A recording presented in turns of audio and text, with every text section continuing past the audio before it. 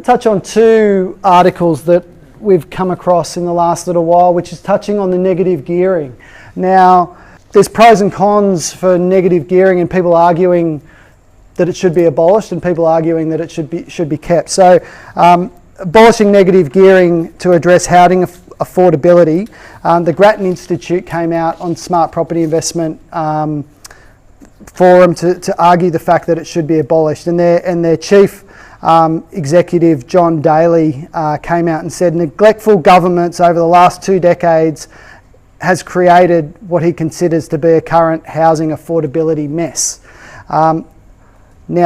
He pointed to the high capital gains tax discounts, negative gearing and the limited age pension asset tests as the main problems. And what he proposed as the solution was to build an extra 50,000 homes per year for a decade. So he wants 500,000 homes additionally to be built. And that will put 5% to 20% downward pressure on where property prices would be without those extra properties being.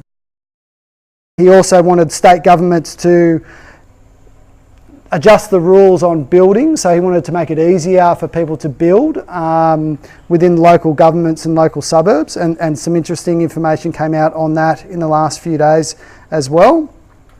And he wanted to reduce capital gains tax discount or the discount to 25% and abolish negative gearing and include owner-occupied housing in the age pension asset tests, and that would reduce demand for property.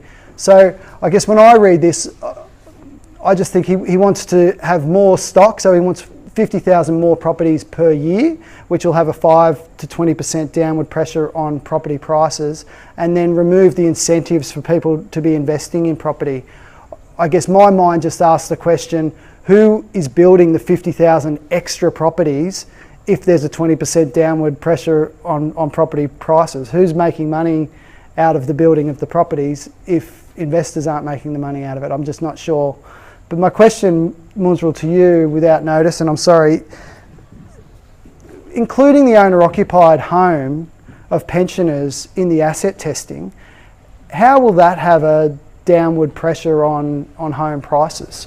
Yeah, look at the demand side of it is what we're sort of considering, right? And what they're sort of saying is that with the negative gearing side of it is that all that tax incentive being received with the negative gearing over the period of the time, that sort of creates that sort of the artificial demand for the investors to sort of purchase the property because of the tax benefit side of it, right? The 25% reduction is a classic example that when the investors sell it, we didn't have that 50% reduction at a point of time. We had a concept called indexation of the value. So whatever you purchased with the CPI, your purchase price increase, the difference, the gain is worried by tax as opposed to 50%. So where the asset testing sort of coming through is that what they're saying is that the principal place of residence is, from a pension perspective, is being an exempt asset with some conditions attached to it, and there are some exemptions attached to it. So a typical example would be is that people sort of owning properties over a generation, over years, and the value as such. So I suppose the article is sort of raising is that if we take away some of those sort of an incentive, we're just creating a bit more pressure on the price. Yeah. Okay.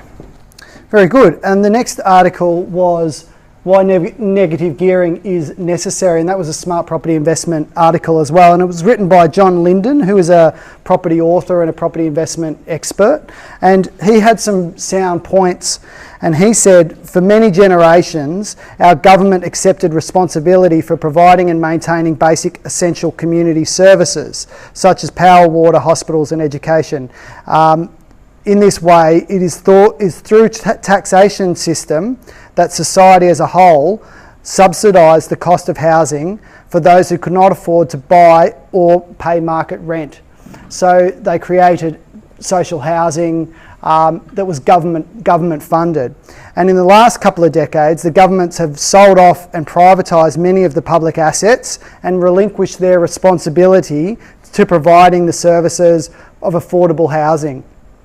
Instead, they introduced a number of measures to encourage private investment in housing to fill that void. And one of those is obviously negative gearing. So he goes on, but his argument that rather than the government having sole responsibility for social housing and making rent affordable, he basically is saying that the government taxation, negative gearing and as such, that people would provide rent, we would want to invest and we would provide rent at a reasonable price for people.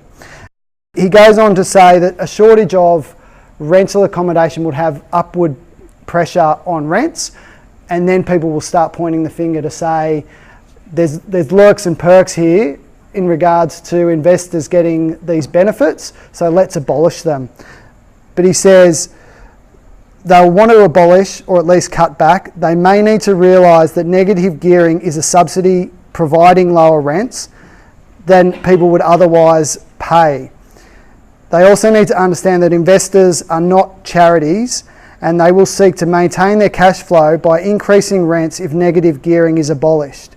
The abolishment of negative gearing will hit those who need affordable housing the most, resulting in an outcome which is the exact opposite of what they intended.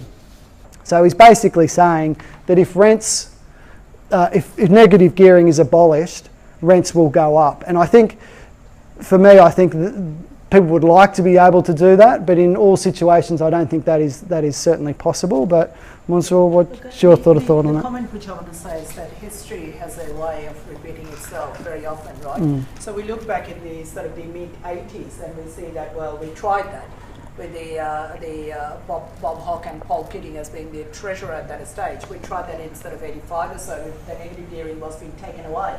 Now, the impact was exactly what he just explained, that while the negative gearing was being taken away, that there was not a whole lot of construction or the new supply was on the market. So while the supply wasn't there, naturally means that your population sort of grows on its own pace. So we've got more sort of the renters, so to speak, involving the more renters, the rent sort of increased. And there were effects such as that people used to bid about the rent as such, as opposed to bidding to buy, right? People used to share the rooms, and these are sort of real examples as such. So the whole reason why the negative gearing was to take away was to improve the sort of the overall the life standard. It had a counteractive result as such. Then subsequent to this, the government sort of looked through and says, well, that didn't really work. So what the government did is that the government has taken away that abolition of the negative gearing. And the impact was, from an ATO, from a tax point of view, is that because those losses could not be claimed over 2 or 3 years, the loss gets collected, accumulated. Yeah. So as soon as that benefit is being taken away, everyone could claim of 3 or 4 years of negative gearing expenses into one hit. So all of a sudden, ATOs sort of had fundamentally no revenue for about a year to year and a half, and everyone looks back and say that, well, that was quite a debacle. Yeah. The thing that I think about with his article is I don't think anybody's trying to give social housing aspects. If you're a property investor, you're trying to get as much rent as you can for your properties. But the argument is if you abolish negative gearing, people are going to try and put up rents. That's the real argument, I think, is what's going to happen. And not in all cases is it going to be possible, but while there's huge demand, people will put up their rents if possible.